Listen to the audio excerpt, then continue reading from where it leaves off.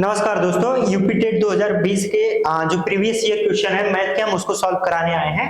इस समय question number 1 जो दिया गया है, किसी आयताकार खेत का विकर्ण दिया गया है। किसी आयताकार खेत का विकर्ण 17 सेंटीमीटर है और उसका परिमाप दिया गया है 46 सेंटीमीटर है, 46 मीटर है सॉरी। तो खेत का क्षेत्रफल निकालो, ये पूछा गया है। तो ऐसे क्वेश्चन सॉल्व करने के लिए चलो अब हम सॉल्व कराते हैं। पहले ये पता होना चाहिए, जो खेत होता है, एक खेत होता है, ठीक, ये खेत हो गया। अगर हम इसका लेंथ मान लेते हैं x और इसको मान लेते हैं y, तो ये जो विकर्ण है यही है, ठीक। इसको ये दिया गया है कितना, 17, ठीक। तो और हम ध्यान से देखें, देखो किस चीज को, अगर हम इस चीज को देखें, इसको, तो ये एक बन रहा है क्या, पाइथागोरस प्रमेय का ट्रायंगल, मतलब राइट एंगल ट्रायंगल बन रहा है। ये है 90 अंश कोण, ठीक। तो पाइथागोरस प्रमेय क्या कहता है, उस चीज को अगर हम ध्यान से देखें, ठीक ठीक, पाइथागोरस प्रमेय क्या कहता है, कर्ण का स्क्वायर इक्वल टू लंब का स्क्वायर प्लस आधार, मतलब अगर हम इसको कहें b का स्क्वायर। कर्ण को हम k से व्यक्त कर देते हैं, ठीक, कर्ण को हम k से व्यक्त कर देते हैं, मतलब ये हो गया कर्ण का स्क्वायर इक्वल टू लंब का स्क्वायर प्लस आधार का स्क्वायर। अब इसमें कर्ण क्या है, वो है क्या, 17 है, ठीक। 17 का स्क्वायर इक्वल टू क्या बोला, x का स्क्वायर प्लस क्या, y का स्क्वायर। ये चीज समझ में आ गई, एक इक्वेशन ये बन गया, ठीक। अगला इक्वेशन क्या बनता है, उस चीज को देख ले। एक इक्वेशन ये बना, अब फिर बोलो परिमाप। परिमाप का क्या मतलब होता है, परिमाप का मतलब एक बार ध्यान से देखें, परिमाप क्या होता है, परिमाप वो होता है जो बाहरी क्षेत्रफल, जब हम खेत के चारों तरफ चलते हैं फिर अपनी पॉइंट पर आ जाते हैं, तो वही होता है खेत का परिमाप। मतलब एक मेड़ से चलते हुए चारों तरफ घूम के हम फिर उसी मेड़ पे आ गए, जो आयताकार खेत है, तो वही होता है उसका परिमाप। तो कितनी बार x आएगा, 2 बार x आएगा, y कितनी बार, 2 आएगा, 2 बार।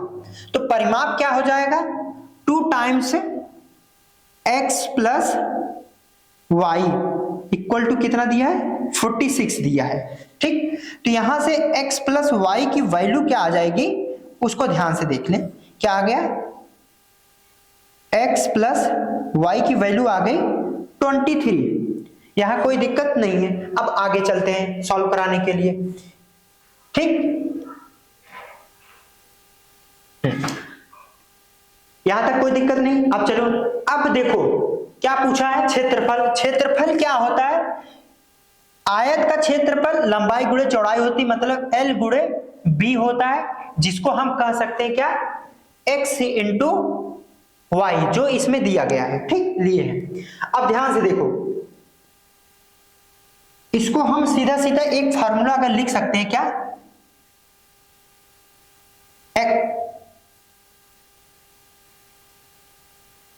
x प्लस वाई का अगर हम स्क्वायर की बात करें तो ये क्या होता है, x का स्क्वायर होता है प्लस y का स्क्वायर होता है प्लस 2xy होता है। यहां तक कोई दिक्कत नहीं।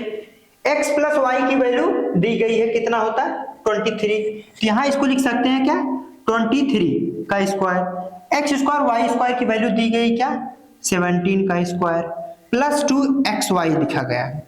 और ध्यान से अगर हम देखें तो क्या, अगर हम ध्यान से देखें तो ये जो एक्स वाई है यही x इंटू वाई है, तो यही तो क्षेत्रफल है। तो अब देखो इसको कैसे सॉल्व करते हैं, ठीक है। देखो इसको 23 का स्क्वायर माइनस 17 का स्क्वायर बाई 2 करते हैं, तो ये क्या आ जाता है, एक्स वाई आ जाता है, ठीक। और यही क्या है, क्षेत्रफल है, यही क्या है, क्षेत्रफल।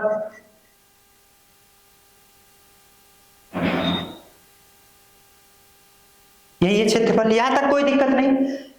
अब दिमाग लगाना है इस क्वेश्चन में। यहां पर एक तो दो तरीका, इसको सॉल्व करो। इसको सॉल्व करने के लिए हम दो मेथड बता देते हैं, ध्यान से देखना उसी चीज को, ठीक।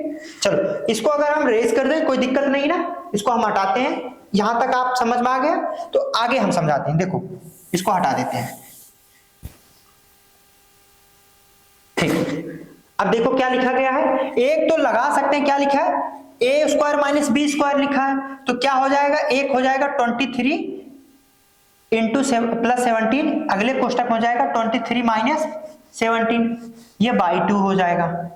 यही एक्स वाई की वैल्यू आ जाएगी, यहां कोई दिक्कत नहीं, यही क्षेत्रफल है। तो इसको सॉल्व करते हैं तो क्या आ जाएगा, 40 इंटू ये गया 6 अपॉन 2, तो इसको कट जाएगा, ये हो जाएगा 3 और ये हो जाएगा 120। यही वैल्यू क्या हो जाएगी एक्स वाई की। एक तो ये हो गया जो 3 स्टेप करना पड़ गया। हम यहां पर आ गया क्या 120, आंसर क्या दिया गया है 120 सेंटीमीटर। और आंसर तो आ ही जाएगा हर हाल में जब सॉल्व करोगे, लेकिन उसको कितने कम टाइम में आंसर ला सकते हैं पेपर में। अब इसको हम हटाते हैं और दिखाते हैं कि उसको हम दूसरे मेथड से कैसे कर सकते हैं। इसको हटाते हैं, यहाँ कोई दिक्कत नहीं है। चलो अब हम क्या बोले, दूसरे मेथड से इसको कैसे सॉल्व करते हैं, डिजिट सम से चलते हैं। फिर से उसी चीज को हम लिखते हैं, क्या लिखा गया 23 का स्क्वायर माइनस 17 का स्क्वायर बाई 2 लिखा गया है। ध्यान से देखना इस चीज को, ठीक। कैसे बोले, क्या बोले, ध्यान से देखना, ठीक। अब देखो डिजिट सम क्या कहता है, यहां से अगर हम डिजिट सम लगाएं तो सवाल बहुत आसानी से हो सकता है। डिजिट सम क्या कहता है, जितने डिजिट है उनको ऐड कर दो। कितना है 3 + 2, इसको अगर हम ऐड कर दें और इसको भी ऐड कर दें तो 3 + 2 हो गया 5, 5 का स्क्वायर क्या हो गया 25, फिर माइनस 7 + 1 कितना हो गया 8, 8 का स्क्वायर क्या आएगा 64 बाई ये 2 ऐसे रहने दो, नीचे तो ऐड नहीं करना है। फिर से डिजिट सम लगाओ, क्योंकि अब डिजिट सम सॉल्व कर रहे हैं। ये कितना हो गया 5 2 7, कितना हो गया 7, और ये हो गया कितना 10, 10 का देखें तो डिजिट सम 0 + 1 हो गया, फिर से 1 आएगा बटे 2, और इसको सॉल्व करें तो क्या आएगा डिजिट सम 7 में से 1 गया 6 बटे 2। अब देखो डिजिट सम कहां कहां लगता है तो हम किसी और आपको वीडियो में बता देंगे, लेकिन ध्यान से देखना कि इस 2 को तो हटाना होगा। अब 2 को कैसे हटा सकते हैं, अगर दोनों तरफ 5 से मल्टीप्लाई कर दें, ठीक। 5 दूनी 10 हो गया, क्या बच गया नीचे 10 बच गया, ऊपर क्या बच गया 6 पंचे 30 बच गया।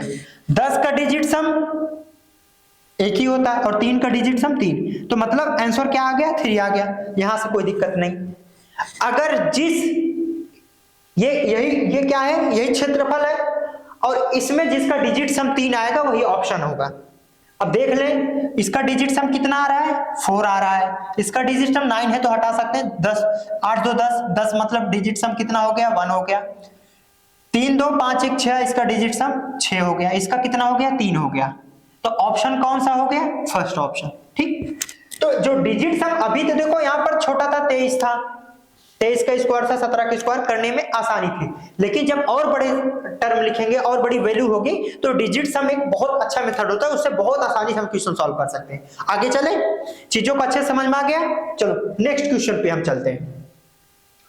क्या बोला गया है नेक्स्ट क्वेश्चन, देखो ध्यान से, 2 का पावर -1 का पावर -1 के सरलीकरण से प्राप्त संख्या ए क्या होगी। पहले इसको हम सॉल्व करते हैं, क्या लिखा गया 2 की पावर -1 एक कोष्टक में, फिर इसको ब्रैकेट लगाया गया, फिर पावर -1, इसको सॉल्व करते तो आंसर क्या आ जाएगा 2 की पावर -1 इंटू -1 आ जाएगा। इसको सॉल्व करके आ जाएगा क्या ये 2 क्या है एक अभाज्य संख्या है, सबसे छोटी अभाज्य संख्या, तो ए ऑप्शन सही होगा। 2 का गुणज है, हाँ है भाई ये तो दिख ही रहा है। सम संख्या है, ये भी भाई सही है। विषम संख्या है नहीं, तो मतलब क्या होगा ए ऑप्शन होगा, बी ऑप्शन होगा और सी ऑप्शन होगा, ए बी सी ऑप्शन होगा। ये तो बहुत सरल सा सवाल। हाँ देखो क्या लिखा गया, एक बहुभुज के अंतः एक बहुभुज के अंता और वाह्य कोण का योग। बहुभुज के अंता और वाह्य कोण अगर हम बात करें तो इसे बहुभुज होगा, ठीक। तो अंता कोण ये x हो गया और ये हो गया वाह्य कोण। तो क्या बोला, अंता कोण माइनस वाह्य कोण। अंता कोण क्या हो गया, x हो गया, वाह्य कोण क्या हो गया, y हो गया। इसका अंतर कितना दिया है 60। और हम जानते हैं अंता प्लस वाह्य कोण का योग हमेशा क्या होता है 180 होता है, इसमें कोई शक तो है नहीं। इसको ऐड करके जोड़ते हैं तो x की वैल्यू क्या आ जाती है, देख लो।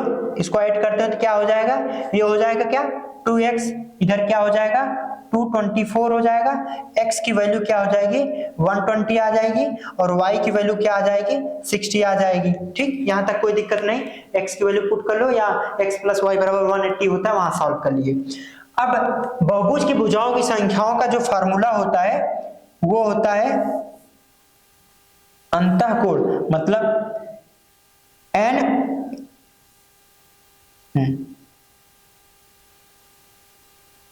n minus 2 into 180 upon n होता है।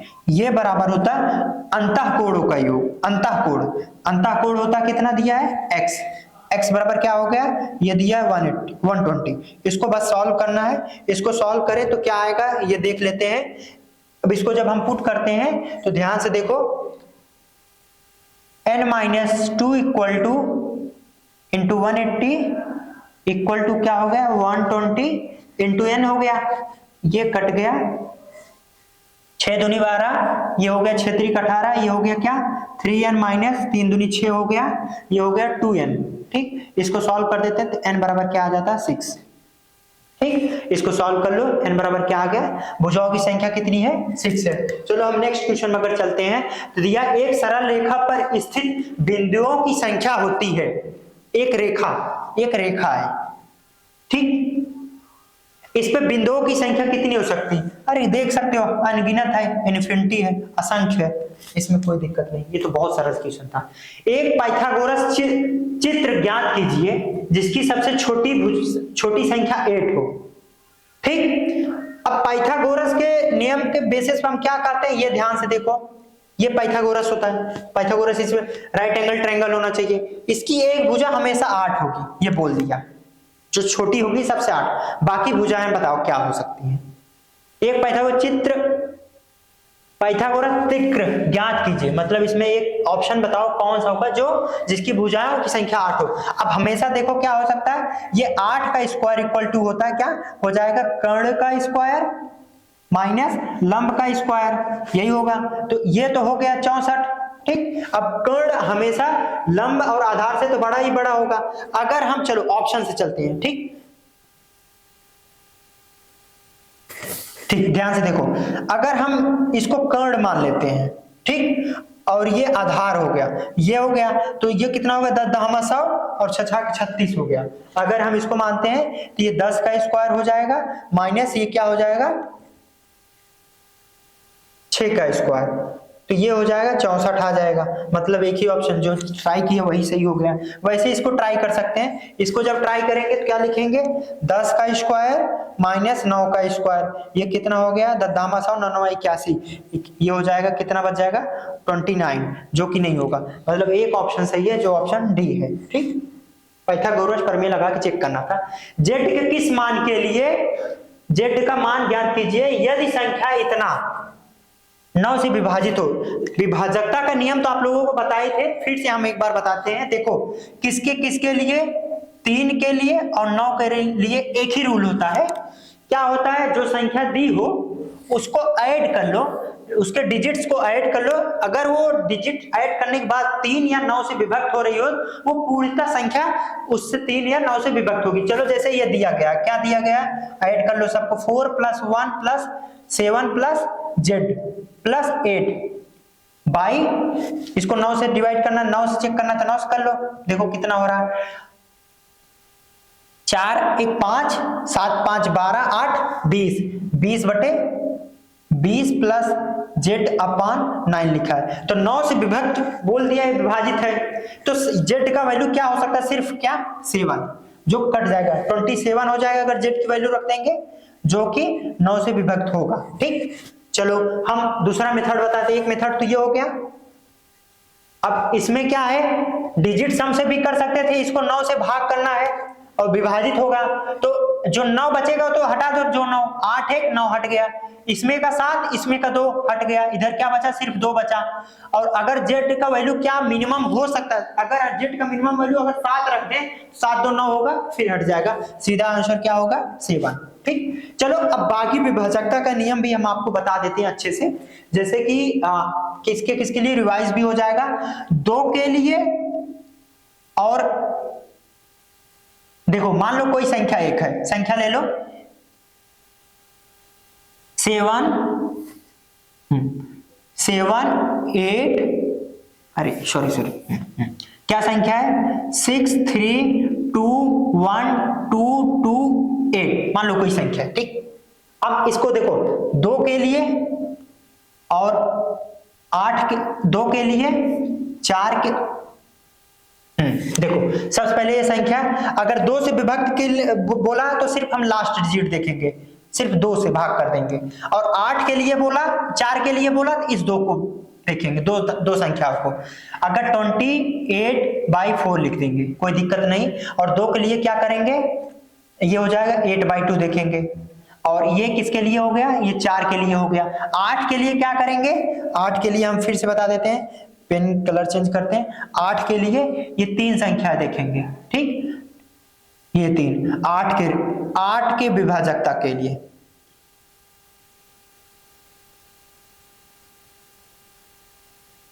ठीक, 8 के विभाजकता के लिए, इसके लिए 8 के लिए ध्यान से देखना, अगर संख्या यहां सम है तो लास्ट के 2 अंक देखेंगे, क्या है, लास्ट का 2 अंक देखेंगे, क्या है इसमें देखो ध्यान से, अगर तीसरा ये सम है, ये वाला 2 2 8, मतलब ये दोनों नहीं, ये वाली अगर संख्या सम है तो लास्ट का 2 अंक देखेंगे, ये लिख देंगे, और अगर ये विषम है, क्या है, विषम है, तो इसमें 4 ऐड करके, मतलब 28 + 4 करके बाई 8 कर दो। ठीक, ऐसे कर लेंगे, यहां तक कोई दिक्कत नहीं। ये किसके लिए था, 2 8 और 4 के लिए था, इसको हटा दें, साफ करें। अब 2 8 और 4 के लिए हो गया, उसके बाद बचता क्या, 5 के लिए तो आपको पता है कि लास्ट में 5 होना चाहिए, 25 के लिए लास्ट में देख लेते हैं, 5 का पावर लास्ट के 2 डिजिट ले लेते हैं। अब आ जाओ 7 के लिए, ध्यान से देखो, 7 11 और 13, सभी स्टूडेंट्स इसी में भूल जाते हैं। इसके लिए सीधा सीधा एक नियम है, इन तीनों के लिए सिर्फ एक ही नियम है, क्या है वो अच्छे से देख लो, ध्यान से देख लो, कि एक ही बार में सवाल हट जाएगा, खत्म हो जाएगा। मतलब कोई संख्या हो, जैसे लिखा है संख्या 3 2 5 6 3 8, तो हम राइट साइड से 3 का डिजिट बनाते हैं, 3 का डिजिट बन गया, फिर 3 का डिजिट बनाते हैं। ठीक, तो जो संख्या बड़ी हो उसमें से छोटी संख्या घटा दो। सबसे पहले बड़ी संख्या क्या है, ये वाली है, तो इसमें से क्या घटा दो, 625 घटा दो। ठीक, घटाने के बाद जो संख्या बचे, मान लो बचा 3, इसमें से बचा क्या, 1, इसमें से बचा ये। अगर ये संख्या अगर 7 से विभक्त हो रही है तो ये संख्या पूरा 7 से विभाजित होगी। अगर ये 11 से विभक्त हो रही है तो ये संख्या भी 11 से विभक्त होगी। अगर ये 13 से विभक्त हो रही है तो ये 13 से भी विभक्त होगी। ठीक है, आगे चलते हैं अगले सवाल पे। क्या बोला, यदि संख्या 21 60 इसको लिखा गया इस टर्म में, ठीक है, तो इसकी वैल्यू पूछ रहा है, इसका मान पूछ रहा है। ये तो सरलीकरण का सवाल है, बहुत सिंपल सवाल है, चलो इसको सॉल्व करते हैं। देखो क्या लिखा गया है, 2160 इक्वल टू क्या लिखा है, 2 का पावर दिया है a, इंटू दिया क्या 3 का पावर b दिया है, इंटू दिया है 5 का पावर c। तो सबसे पहले a, b और c की वैल्यू निकाल लो। अब ध्यान से देखो ये किस संख्या से कर सकता है। अगर एक तो ये है कि सिंपली आप सॉल्व करो, इसको निकालो गुणनखंड विधि द्वारा। दूसरा तरीका हम बताते हैं क्या हो सकता है, विभाजकता की तरफ से हम चल सकते हैं। लास्ट में 0 है तो ये 5 से विभक्त होगा, चलो एक बार 5 से विभक्त कर लेते हैं। 5 से काटने के बाद ये क्या बचता है, 5 इंटू 5 चौक 20 हुआ, 5 तिहाइयां 15 हुआ, 5 दूनी 10 हुआ, ये हो गया। लास्ट में देखो 2 भी है 8 भी है, मतलब अगर लास्ट 2 डिजिट ले या तीनों डिजिट ले, ये 8 से विभक्त हो रहा है तो ये 8 से भी कटेगा, तो ये 8 से एक बार काट के देख लेते हैं। तो क्या हुआ 8 5 40 हो गया, 32 8 चौक 32 हो गया।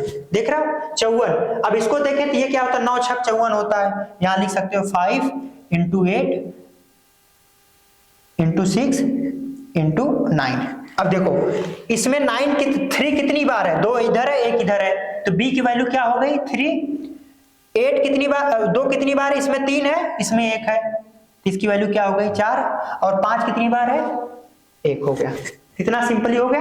ऐसे सॉल्व कर सकते हो, नहीं तो जो तुम लोग ये बेसिक मेथड है ऐसे सॉल्व कर सकते हो। ये 2 से कटेगा 1 हो गया, ये 0 बढ़ाओ 8 बढ़ाओ 0 बढ़ाओ फिर 0 हो 5 होगा 4 होगा 0 होगा, फिर ऐसे 2 से काटो फिर ये होगा 2 दूनी 4 हो जाएगा, ये 7 दूनी 14, ये 0 हो जाएगा। ऐसे काटते जाओ फिर 9 है 9 ये मतलब 3 हो जाएगा, तो 9 3 27 90 हो गया। फिर ऐसे काटते जाओ, ऐसे भी कर सकते हो और ऐसे भी कर सकते हो। लेकिन एग्जाम दे रहे हो तो एग्जाम में ये मेथड काम नहीं आएगा, क्योंकि वहां टाइम बचाना है, क्वेश्चन सॉल्व करना है। अब आगे चलते हैं। ए बी सी की वैल्यू आ गई, तो अब किसकी वैल्यू पूछ रहा है, इसकी वैल्यू पूछ रहा है। इसकी वैल्यू तो बड़े आसानी से निकाल सकते हो, इसमें कुछ करना है नहीं। चलो हम बताते हैं क्या लिखा है 3 का पावर a, 3 का पावर a, 3 का पावर a मतलब क्या है 4 इंटू 2 का पावर -b मतलब -3 इंटू c का पावर क्या 5 का पावर क्या लिखा है -c मतलब -1। ऑप्शन देख लो, इसको देखो, इसको 3 का पावर 4 ये बटे में चला जाएगा, 2 का पावर 3 इंटू 5 का पावर 5 ये बोला है, तो इसको सॉल्व कर लो। क्या होता है, ये हो गया ऊपर हो जाएगा 81, नीचे हो जाएगा 8 5 40, सॉल्व हो गया। देख लो ऑप्शन सी सही है। ठीक, ये ऑप्शन, इसमें कोई दिक्कत नहीं है ना। चलो आगे चलते हैं। अब इसमें पूछा है x की वैल्यू, ठीक है, x की वैल्यू पूछा है, तो इसको सॉल्व करो बहुत आसानी से। देखो सीधा क्या लिखा है 3 का पावर क्या लिखा है, इसको 3 3 9 3 27, 3 का पावर 3 लिखा गया, 4 का पावर क्या लिखा गया 4 का पावर 3 लिखा गया, या 2 का पावर क्या लिखा गया है 2 की पावर 3 लिखा गया, तो ये 1 का पावर 3 हो जाएगा। 1 का पावर 3 मतलब क्या होता है 1 बाबू, इसमें क्या दिक्कत है। चलो, एक आयत की लंबाई में 60, देखो ये सवाल बच्चे देखते हैं भागने लगते हैं, कितना सिंपल सवाल है।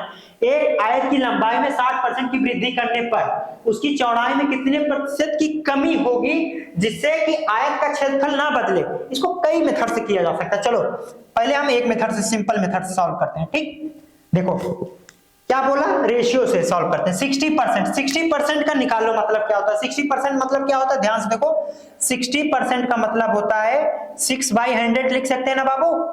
ये कट गया, कितना हो सकता है 3/5 हो सकता है। क्या बोला, वृद्धि हुई 5 से बढ़ के 5 3 8 हो गया। ठीक हो गया, तो आयतन की बात हो रही, अगर ये लंबाई में वृद्धि हुई तो ये लंबाई है मतलब L लिख देते हैं, और ये आयत है तो ये चौड़ाई हो गई, इसको हम B लिख देते हैं। ठीक, तो देखो लंबाई क्या है 5 से बढ़ के 8 में हो गया। अब चौड़ाई के बाद बोला आयत के क्षेत्रफल में वृद्धि ना हो, तो ये क्या होगा 8 से बढ़ के 5 होना पड़ेगा। ठीक, तभी नहीं होगा।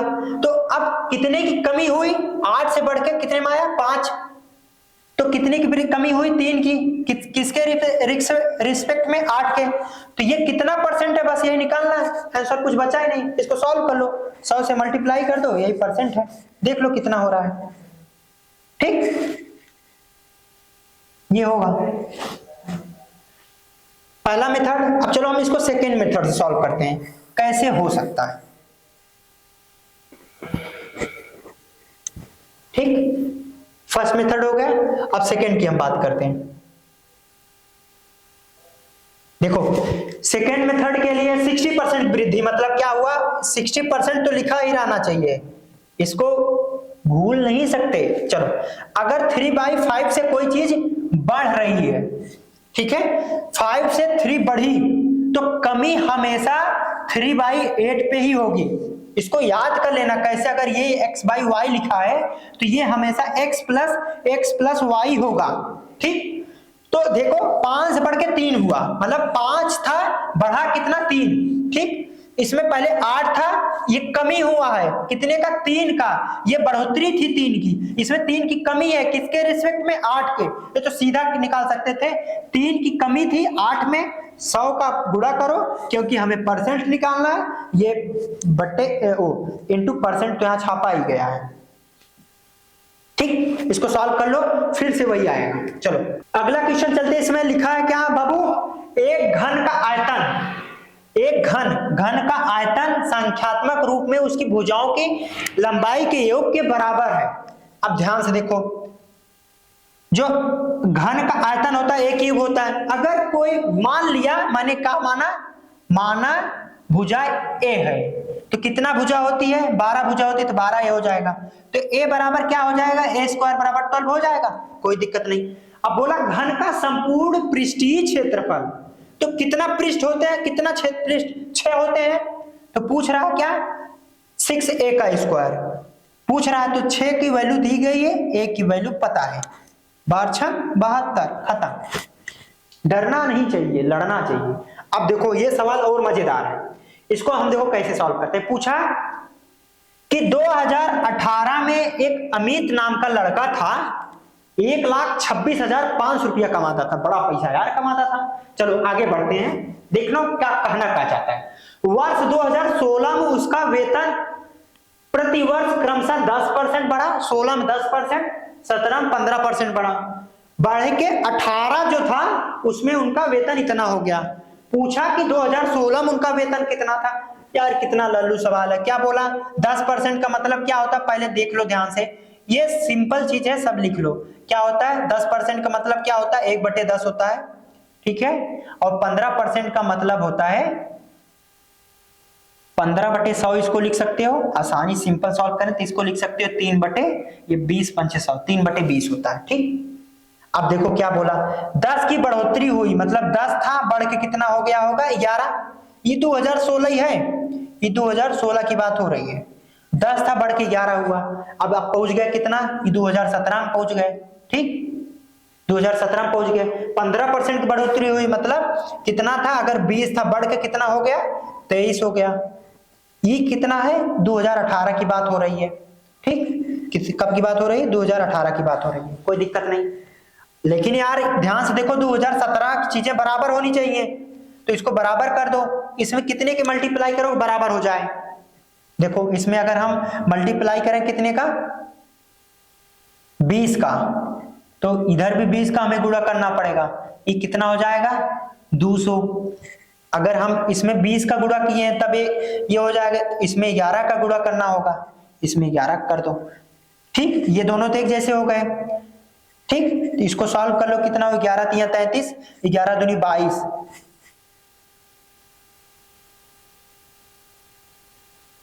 ये हो गया। अब क्या है, ये जो है उसके बराबर है, किसके बराबर है, ये बोल गया 126,500 के बराबर है, ठीक। तो पूछ रहा है इसकी वैल्यू क्या होगी 200 की। ध्यान से देखो, यहां से हम फिर से डिजिट मेथड लगा सकते हैं, फिर सवाल सिंपल हो गया। देखो बोला ये इसके बराबर है, तो एक किसके बराबर होगा, 126,500 बाई 253 लिखा है। यूनिट डिजिट मेथड क्या बोले, सबको जोड़ दो, 3 + 5 + 2 कितना हुआ, 5 3 8 2 10, 10 का डिजिट सम कितना हो गया 1, ये कितना है 6, 3 9 हटा दें बचे कितना 5, मतलब 1 बराबर क्या हो गया 5, डिजिट सम आ रहा है। तो 20 बराबर 200 बराबर कितना होगा, इसी में 200 का गुणा कर दोगे, 5 दूनी 10। अगर 200 का बराबर पूछ रहा है तो 200 में क्या करोगे, 200 गुणे 5 करोगे तो कितना हुआ, फिर से डिजिट सम की बात हुई, 5 दूनी 10 मतलब कितना आया 1। जिसका डिजिट सम 1 होगा वही आंसर होगा। देखो जोड़ो, इसका कितना है 5 2 7 है, इसका कितना है सिर्फ 1 है, ऑप्शन सही है। चलो और चेक कर लेते हैं, 5 3 8, ये नहीं होगा, 9 हटा दो कितना बचा 5, सिर्फ क्या ऑप्शन है 3। ऐसे सॉल्व कर सकते हो, नहीं तो बड़ा वाला गुणा करना है करो, एग्जाम में फेल होना है। तो दो संख्याओं का महत्तम समापवर्तक 6, लघुत्तम समापवर्तक इतना है, तो एक संख्या इतना है। अरे बाबू इसका पहला होता है, क्या लिखा गया है, एक संख्या मतलब पहली संख्या गुणे दूसरी, ये तो सब जानते हैं यार। लो चलो बेसिक से पहले बता देते हैं, चीजें समझे। अगर ट्रिक मेथड नहीं समझ में आ रहा, जो बेसिक है वो भी समझो। एलसीएम गुणे SCF होता है। ये बाबू सबको पता है, इसमें रखो आंसर हो जाएगा। अब देखो इसमें रखने पर आंसर हो जाएगा। चलो देख लो क्या रखा गया। ये बोला एक संख्या क्या है 48, दूसरी संख्या हमें नहीं पता है, मान लो x, चलो इसी को निकालना है। कितना दिया है 432 दिया है, गुणे 6 दिया है। दूसरी संख्या निकालनी है, चलो देख लो बहुत सारे मेथड हैं, यूनिट डिजिट से करते हैं, इतना भी नहीं करना है। इसके बाद भी हम आपको ट्रिक बता दे रहे हैं। 8 2 10 मतलब हट गया, सिर्फ क्या बचा x बचा। इधर देखो 6, इधर देखो 6 4 3 7 2 9, 9 गुणे 6, 9 6 54 मतलब हर समय कितना आ जाएगा इधर 9। x की वैल्यू हमेशा 9 आएगी, जिसमें 9 होगा वही ऑप्शन होगा, खत्म। इतना नहीं दिमाग लगाना है। अब आगे बढ़े, चलो और दूसरे ट्रिक से हम बताते हैं, देखो ध्यान से। दूसरा मेथड हम लगाते हैं, ऑप्शन से ही चलते हैं। देखो SCF दे दिया है सर 6, और जानते हो ये है हाईएस्ट कॉमन मल्टीपल, SCF दिया, हाईएस्ट कॉमन फैक्टर दे दिया है, कितना 6। तो जानते हो कोई भी संख्या होगी ये सब में फैक्टर आएगा। अब चलो देख लो, इसमें है नहीं है, हटाओ ऑप्शन। इसमें है, ध्यान से देखो, 6 से भाग जाएगा, 6 6 36 36 6 6 12, इसमें जा रहा है, अभी देखते हैं। इसमें 9 6 54, इसमें भी जा रहा है, इसमें नहीं जाएगा। ये दो ऑप्शन सही हुए, कोई दिक्कत नहीं। इन दोनों के बाद अब आगे देखना क्या बोला, लघुत्तम समापवर्तक इतना दिया है, एक संख्या 48 है। तो अब देखो एक संख्या 48 है, तुम कह दिए ये सही है, तो हमने कहा ये गुणे ये होना चाहिए, नहीं हुआ, नहीं होगा, खत्म सवाल। ये देखो 8 गुणे 4, 8 चौक 32, लास्ट डिजिट हो गया, खत्म। अब देखो, हाँ दोस्तों अगला सवाल चलते हैं। देखो क्या लिखा है, k की वैल्यू पूछ रहा है। इसके बहुत सारे मेथड हैं, सिंपल मेथड पहले हम बताते हैं सॉल्व कैसे करते हैं इसको। देखो क्या लिखा गया, a plus B by A equal to B plus C by A equal to C plus A by B equal to K दिया गया है। इसको सॉल्व करना है और के की वैल्यू निकालना है। चलो निकाल लेते हैं, सिंपल मेथड जो सब करते हैं। कैसे, देखो कितना टाइम लगाते हैं। इसको लिखा जा सकता है a plus B by A equal to K लिखोगे, इसको जब सॉल्व करोगे तो क्या आएगा, ध्यान से देखो, a plus B equal to क्या आ जाएगा, हाँ a इंटू के आ जाएगा। सेम है, जब इसको सॉल्व करोगे ना a b, ये तो सवाल ही गलत हो गया, इसमें c होगा, हाँ ये c था, ये c था, तो यहां क्या आ जाएगा, ये c हो जाएगा। तो वैसे जब सॉल्व करोगे b plus C equal to क्या हो जाएगा, a इंटू के, और वैसे सॉल्व करोगे c plus a equal to क्या हो जाएगा, b इंटू के हो जाएगा। अब इसको सब ऐड करो, 2 बार है, 2 पहले कॉमन कर लो, a प्लस बी प्लस सी, इधर भी के कॉमन कर लोगे तो क्या हो जाएगा, a प्लस बी प्लस सी, ये दोनों कट जाएंगे, के की वैल्यू क्या आ जाएगी 2। एक तो ये है, दूसरा तो ऑप्शन में ही देख के सीधा मार दो। क्या देखो ए बी सी की एक ऐसी वैल्यू रखो जो हमेशा एक जैसी हो जाए, जैसे 1 1 रखे, 1 रखे, इधर क्या आ गया 2, 1 1 रखे फिर 2 हो गया, a की वैल्यू नीचे a हो गया 1, मतलब 2 2 2, k की वैल्यू क्या हो गई 2। चलो 3 3 रख देते हैं। अगर तुम कहोगे 1 की जगह पे सर हमें 2 रखना है, 2 रख दो, कितना हुआ 2 2 4 बाई 2, मतलब फिर क्या आ गया 2, हमेशा 2 होगा आंसर। a की वैल्यू a b c की वैल्यू एक जैसी रख दो। चलो क्या बोला है अगला सवाल, देखो ध्यान से। निम्नलिखित में से कोई 3 मापों को लेकर कुल कितने त्रिभुज बनाए जा सकते हैं। भुजा की माप ये 3 है, 4 भुजाएं दी गई, कितना 4, उसमें से 3 भुजा लेनी है, त्रिभुज बनाना है, और बोल रहा है कितना त्रिभुज बनाए जा सकते हैं। ध्यान से देखना, त्रिभुज का नियम क्या कहता है सबसे पहले वो पता होना चाहिए। त्रिभुज का नियम ये कहता है अगर इसकी लंबाई a हो, इसकी लंबाई b हो, इसकी लंबाई c हो, किन्हीं 2 भुजाओं का सम तीसरी भुजा से हमेशा बड़ी होती है। 2 भुजाओं का सम क्या हो सकता है, a प्लस सी भी हो सकता है, ये हमेशा बड़ी होनी चाहिए b से। अगला क्या हो सकता है, a प्लस बी भी हो सकता है, ये हमेशा बड़ी होनी चाहिए किससे, c से। और वैसे b प्लस सी ले तो ये हमेशा बड़ी किससे हो सकती है, ए से। यही त्रिभुज का नियम बोलता है, और जो इसको फॉलो करेगा वही ऑप्शन होगा। चलो ठीक है, हम पहली दूसरी तीसरी, देखो अगर हम इन तीनों को लेते हैं, ठीक, इन तीनों को लेते हैं, ठीक, तो देखो इन दोनों का सम इससे बड़ी आ रही है, 4 1 5 2, ये नहीं हो सकता। इन दोनों को लो, इन तीनों को लो, चलो देखो इन दोनों का सम इससे बड़ी आ रहा है, एकदम परफेक्ट, इन दोनों का सम इससे बड़ा आ रहा है, परफेक्ट, इन दोनों का सम इससे बड़ा आ रहा है, परफेक्ट, यही 3 लिया जा सकता है और सिर्फ इससे एक त्रिभुज बनाई जा सकती है, ठीक। आगे बढ़े, अब देखो एक सवाल और आया, एक भिन्न, यहां तक समझ में आ गया चीजें। देखो कोई भी सवाल हो, ऐसा नहीं कि जाओ तुरंत सॉल्व करो, चीजों को एक बार पढ़ लो, 1 सेकंड लगेगा, चीजों को समझ लो, उसके बाद तेजी से सॉल्व करो, सेकंडों में सवाल सॉल्व हो सकते हैं। जैसे ये सवाल दिया गया है, एक भिन्न का हर अंश के 2 गुने से 1 अधिक है। भिन्न का हर, पहले देखो भिन्न का हर, मान लो भिन्न का हर क्या है, x मान लो, ठीक है, हर अगर हम x मान लेते हैं तो अंश के 2 गुने से 1 अधिक है, अरे अंश मान लेते हैं, चलो आसान और करने के लिए अंश को हम मानते हैं, अंश को क्या मान ली x, तो अंश अगर x है तो हर क्या है, अंश के 2 गुने से 1 अधिक है, 2x + 1 हो गया, यही भिन्न बोल रहा है, ठीक। अरे यार, तो अंश में 2 जोड़ने और हर में 3 घटाने पर संख्या 1 प्राप्त होती है, तो मूल संख्या ज्ञात कीजिए, इसको सॉल्व करना है। पूछो क्या हो सकता है, देखो अगर x का मान हम 2 रख देते हैं तो 2 दूनी 4 1 5, ये सही हो रहा है। अगर x का मान हम 1 रख दे रहे हैं, ये भी सही हो रहा है। अगर x का मान हम 4 रख रहे हैं, 4 दूनी 8 1 9, सही, ये भी हो रहा है। तो इसको अगर चेक करते हैं तो सिर्फ 3 ऑप्शन सही, मतलब सिर्फ एक ऑप्शन नहीं हो सकता, ऑप्शन मेथड से गए। तो आगे एक मेथड, एक चीज और क्या बोला गया है, हर में 3 घटाने पर, इतना अंश में 2 जोड़ने पर, हर में 3 घटाने पर संख्या 1 प्राप्त होती है। हर में चलो किसी भी एक संख्या लो, अगर हर में 3 घटा दिए, अंश में 2 जोड़ दिए, तो इसमें 3 घटाने पर तो ये 2 हो जा रहा है, इसमें 2 जोड़ने पर ये 4 हो जा रहा है, ये नहीं हो सकता।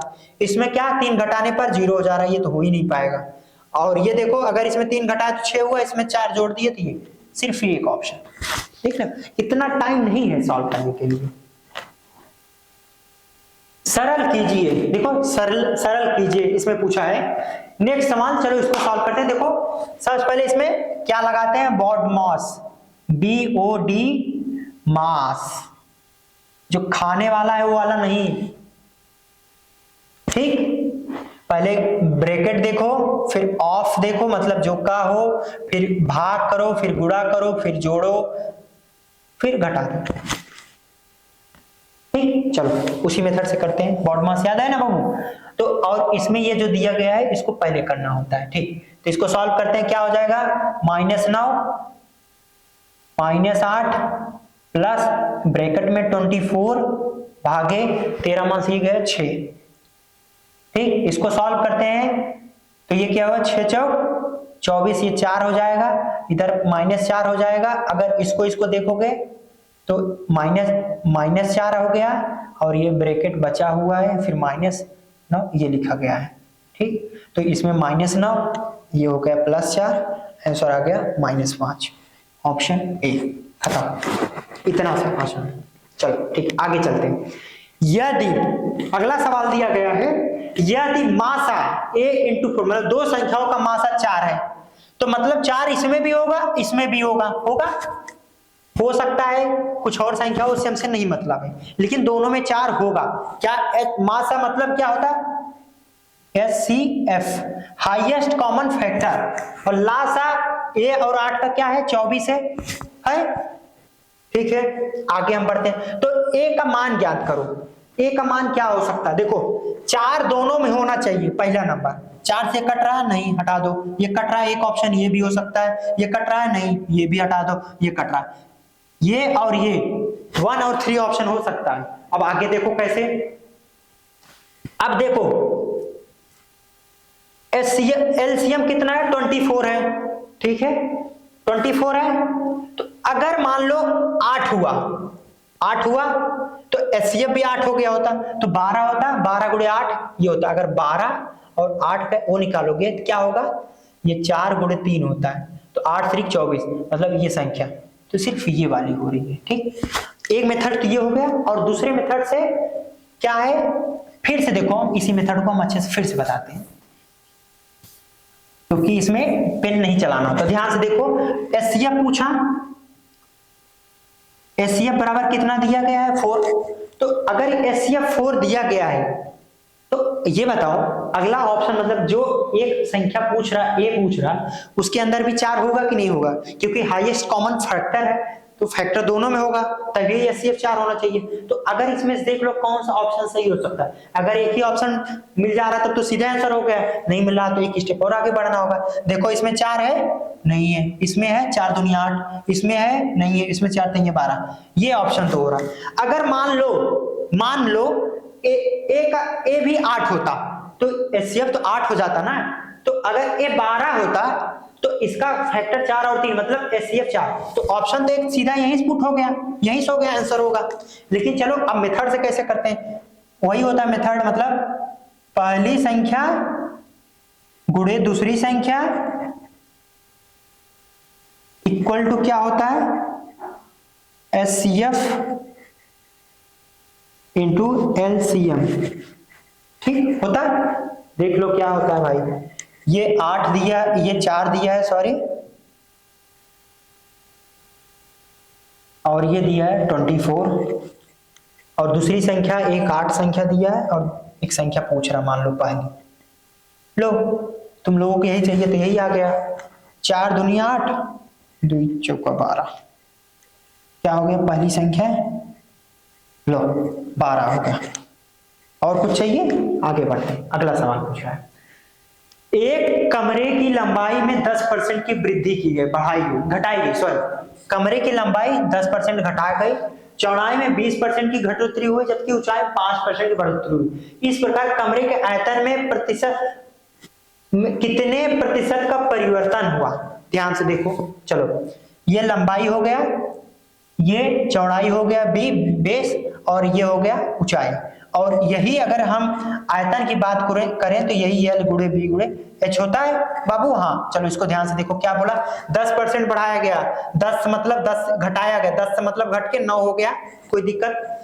बी बेस जो है मतलब चौड़ाई 20% घटाई गई, 20% का मतलब क्या होता है, ध्यान से पहले इसको चेक कर लो। रेशियो मेथड्स करने से सवाल बहुत सरल हो जाता है। 20 मतलब 20 पंचे 100 मतलब 1/5 होता है, पहले 5 था, घट के कितना हो गया, 4 हो गया। फिर ऊंचाई में 5% की बढ़ोतरी, मतलब 5% का मतलब क्या होता है, 1/20 होता है, इसमें कोई दिक्कत नहीं है। पहले क्या था, 20 था, बढ़ के कितना हो गया, बढ़ाया गया है तो बढ़ के 21 हो गया। ये गुणे और ये गुणे करना है, देखो कितना हो रहा है, पहले ये तो काट भी सकते हैं, 4 पंचे 20, 5 पचे 25, ये है 250, और ये कितना हो रहा है, 9 के 9, 9 दूनी 18, ठीक। अब देखो 250 से 189 हुआ, घट रहा है, घटोतरी हो रही है, कितने का हुआ देख लो, घटा लो भाई, इसको ऐसे कर लो, 50 माइनस 189 किसके रिस्पेक्ट में घटोतरी हो रही है, ये इसके रिस्पेक्ट में, यही सॉल्व करना है। इसका सॉल्व कर लो तो देख लो कितना हो रहा है, 1, ये हो गया 4, ये हो गया 8,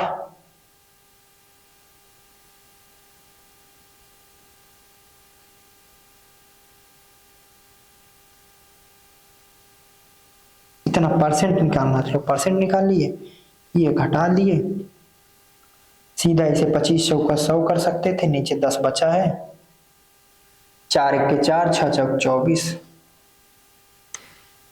ये लो, कोई दिक्कत नहीं, सॉल्व कर लो। आगे बढ़ते सवाल देखते हैं, किसी कमरे के एक लंबाई दी है और उसी कमरे की एक चौड़ाई दी है, फर्श पर लगाए जाने वाला वर्गाकार टाइलों की न्यूनतम संख्या निकालो।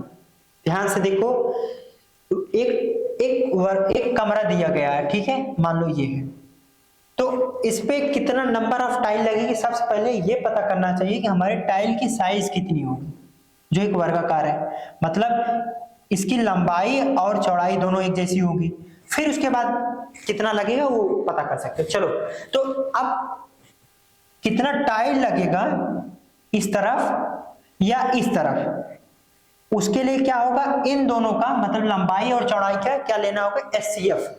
एचसीएफ से क्या होता है, एक कॉमन मल्टीपल निकल जाता है। अगर हम उसी साइज का टाइल लगाते हैं तो यही एक साइज आएगा जिसका कॉमन मल्टीपल आएगा, और यही कितना टाइल लगेगा वहां से हम निकाल सकते हैं। ठीक, चीजें समझ में आ गई। अब आगे बढ़ते हैं, ध्यान से देखना। ठीक, अब हमें क्या निकालना है, एचसीएफ निकालना। पहले देखो ये सेंटीमीटर में है, मीटर में, तो पहले इसको पूरा को सेंटीमीटर में बदल लो। तो ये हो जाएगा +17 हो जाएगा। तो मतलब क्या हो गया, एल कितना हो जाएगा 517, और बी कितना हो जाएगा 900 + 2 कितना हो जाएगा 902। ठीक, इसमें देखो अगर हम निकालते हैं तो ये क्या हो सकता है, 41 गुणे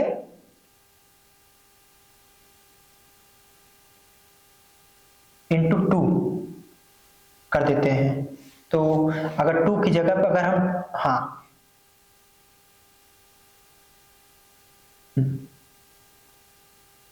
41 × 22 हो सकता है, देख लो। और ये क्या हो सकता है, ये भी 41 इंटू, अगर हम करते हैं 7 का तो 7 1 के 7 मतलब 37 का, 4 3 12 हो गया सही। अब इन दोनों में ध्यान से देखो, तो ये जो 41 है वो दोनों में आ रहा है, यही एचसीएफ होगा इन दोनों का। और यही एक वर्गाकार साइज की टाइल भी अगर हम लगाते हैं, वर्गाकार,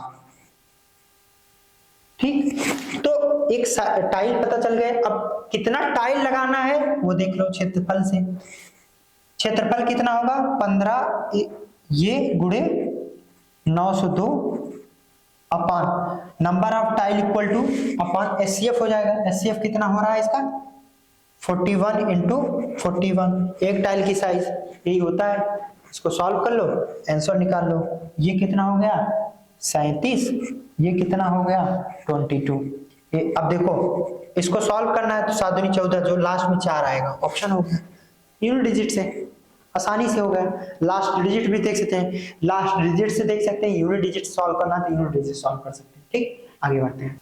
क्या कहा, गुणनफल इतने में इकाई अंक होगा। देखो ध्यान से क्या लिखा गया है, 2153 का पावर लिखा गया 167। पहले तो इसमें 4 से सीधा भाग कर दो, बताया गया लास्ट डिजिट देख रहे हो, इकाई अंक मतलब लास्ट डिजिट देखा जा रहा है, तो इसमें भाग करने के बाद कितना बच रहा है 4 चौक 16, 4 1 के 4 मतलब 3 बच जा रहा है। तो 3 पावर 3 कितना होता है, 3 का पावर 3 कितना हो जाएगा, 3 3 9 27, 27 में लास्ट डिजिट क्या है 7, खत्म। ये तो आता ही होगा लास्ट डिजिट। चलो आगे बढ़ते हैं। यदि एक भिन्न के अंश में 20% की बढ़ोतरी और हर में 25% बढ़ा दिया जाए तो भिन्न 3/5 हो जाता है। चलो बेसिक मेथड पहले करते हैं। मान लो भिन्न क्या है x/y। ठीक, अब बोला क्या जा रहा है, यदि भिन्न के अंश में 20% बढ़ोतरी, पहले x था मतलब पहले 100 था तो बढ़ कितना हो गया होगा 120% बढ़ा होगा, कितने का x का, अब ये हो गया होगा। अब उसके हर में कितने का, हर y है 25% बढ़ा, मतलब पहले 100 रहा होगा तो अब 125 रहा हो गया होगा, बटे 100 हो गया होगा, यही बढ़ा है। इसको सॉल्व करना है, ये कर लो कितना होता है, सॉल्व कर लो 120x/125y 25 मतलब 25 पंचे 125, 5 हो जा रहा है, ये 5 से कट जाएगा, 5 दूनी 10, 5 चौक 20, क्या हो रहा है 24/25y 24 हो जाएगा, x इंटू वाई हो जाएगा। ये किसके बराबर दिया गया था, यही 3/5 बराबर दिया गया। 5 पचे 25 हो गया, 8 से 24 हो गया, x बटे y इक्वल टू क्या हो जाएगा 5/8। एक ये हो गया 5/8, कहाँ पर है ये, ठीक, इतना बड़ा है लेकिन शायद इतना बड़ा नहीं सॉल्व करना होगा। चलो हम दूसरे मेथड से देखें।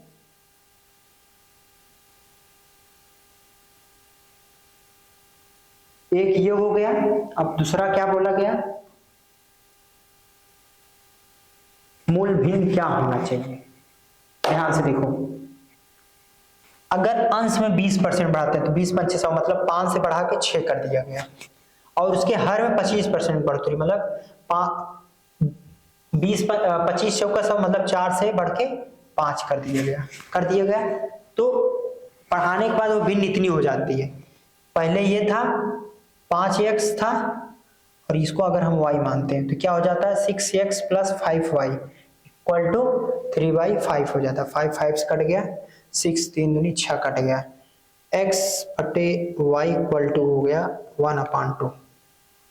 क्या क्या, और x बराबर 1 आ गया, y बराबर 2 आ गया। x बराबर 1 रखोगे तो ये 5 हो गया, y बराबर 2 रखोगे तो ये 8 हो गया। भिन्न क्या है 5/8। एक इससे भी सॉल्व कर सकते हैं, देख लो। अब देखो 8 आ गया, इस चीज को समझ में आ गया।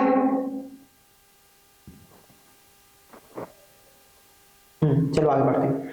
8 से भाज्य होने वाली संख्याएं, 8 से भाज्य होने वाली, 8 से कटने वाली, हमने बोला था लास्ट 3 डिजिट देखा जाएगा। लो लास्ट 3 देखो, ठीक। अब हम ये भी बोले थे अगर ये संख्या सम हो तो सिर्फ इसको देखा जाता है। इसमें सम है तो इसको देखा जाएगा, ये है, ये विषम है तो इसमें 4 जोड़ दो, 8 4 12 32 हो गया। ये भी है, ये सम है तो इसको छोड़ के ये होगा, ये नहीं होगा।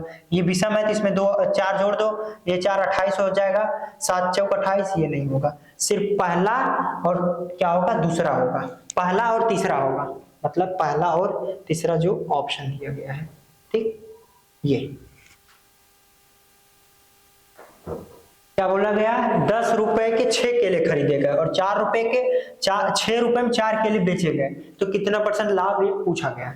तो लाभ या हानि पूछा गया। ध्यान से देखो, अगर 10 रुपए में 6 केले, तो 10 रुपए में 6 केले, तो 1 रुपए में कितने केले आ जाएंगे, पहले ये पता कर लो। या 1 केले का दाम क्या हो गया, एक, देखो 1 केला कितने का होगा, ये होगा 10/6 में, कोई दिक्कत नहीं है। 5/3 में खरीदा गया, मतलब ये है कॉस्ट प्राइस। और जो सेलिंग प्राइस है 1 केले का, वो देखो क्या है, 6 रुपए में 4 केले बेचे गए, मतलब 4 केला जो है बराबर 6, तो 1 कितने का होगा 6/4, मतलब क्या बेचा गया 3/2 में बेचा गया। अब हानि प्रतिशत में होता ही है, ये तो जानते ही हो। हानि प्रतिशत अगर निकालना होता है तो क्या करते हैं, cost price minus 5/3 minus 3/2 upon 5/3 equal to into, इसी में 100 कर दो, इसको निकाल लो। सॉल्व करने का सबसे आसान तरीका है, इसको देखो 5 - 3 है, 3/2 कर दो अपान 5/3 कर दो, इंटू 100 कर दो, यही है आंसर। देख लो, ये 6 हो गया कॉमन, और ये करोगे 10 हो जाएगा, 9 ऊपर 1 बच जाएगा, नीचे 6 बच गया, नीचे 2 आ जाएगा, ये ऊपर हो गया 5, 1/10, 1/10 गुणे 100, मतलब 10% की घटोतरी हुई है ये, ठीक। इतना बड़ा है सॉल्व करने के लिए। लेकिन अगर कुछ और मेथड से देखोगे तो और आसानी से हो सकता है। इसको सॉल्व करके हमें नेक्स्ट मेथड से आप लोग बताइएगा। इतने को प्रतिशत के रूप में लिखो, इतना इंटू % लिख दो, इतना का प्रतिशत, इसमें कुछ करना नहीं, 0.01 इंटू 0.01, इसी को प्रतिशत में करने के लिए 100 से भाग कर दो, मतलब 100 से गुणा कर दो और 100 से भाग कर दो, 100 का भाग करके यही % लगा दो, इसको गुणा करें, ये खत्म हो गया, सिर्फ ये आ गया। देख लो ये कितना 0.01%, एक सही ये है, या 1/100 लिख सकते हो इसको, ये भी सही लिख सकते हो, जो कि ये ना होके ये है, क्योंकि इसमें प्रतिशत लिखा गया। तो ए और डी ऑप्शन सही है, जिसमें ए और डी।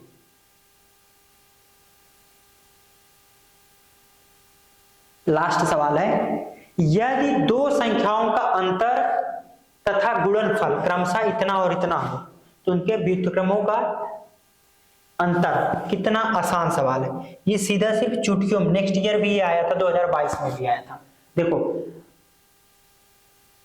x इंटू वाई हो गया, y माइनस एक्स हो गया, 2 संख्याओं का अंतर यही हो जाएगा, x माइनस वाई, वैल्यू हो गया इसमें से घटा दो, 31 हो गया, x इंटू वाई कर दो, x इंटू वाई मतलब 36, ये आंसर होगा।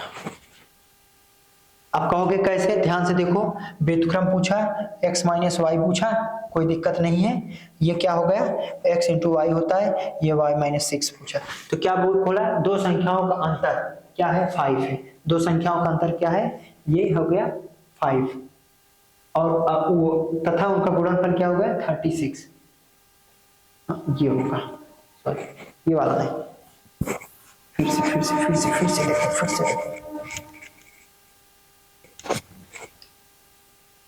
हाँ। इस क्वेश्चन को देखते हैं, ये नेक्स्ट ईयर 2022 में भी आया था। दो संख्याओं का अंतर तथा गुणनफल 5 और 36 दिया है, तो उनके व्युत्क्रमों का अंतर पूछा। व्युत्क्रम मतलब 1/x कर दो, 1/y कर दो, ये पूछ रहा है। इसको सॉल्व करोगे ना तो क्या आ जाएगा, xy, y माइनस x हो जाएगा, इसमें कोई दिक्कत नहीं। ये क्या है, अंतर है संख्याओं का, अंतर कितना दिया है 5, उनके गुणनफल क्या है 36, ये क्या हो जाएगा 36, यही आंसर हो जाएगा। मैथ में यही 30 क्वेश्चन आए थे, इसको अच्छे से देखो, रिवाइज करो, मेथड कैसे कैसे है उस चीज को देखो, क्योंकि नेक्स्ट क्वेश्चन जब अगली बार इस बार पेपर में आए तो वो आप सबके साथ ना हो। चलो इसको यहीं पर खत्म करते हैं।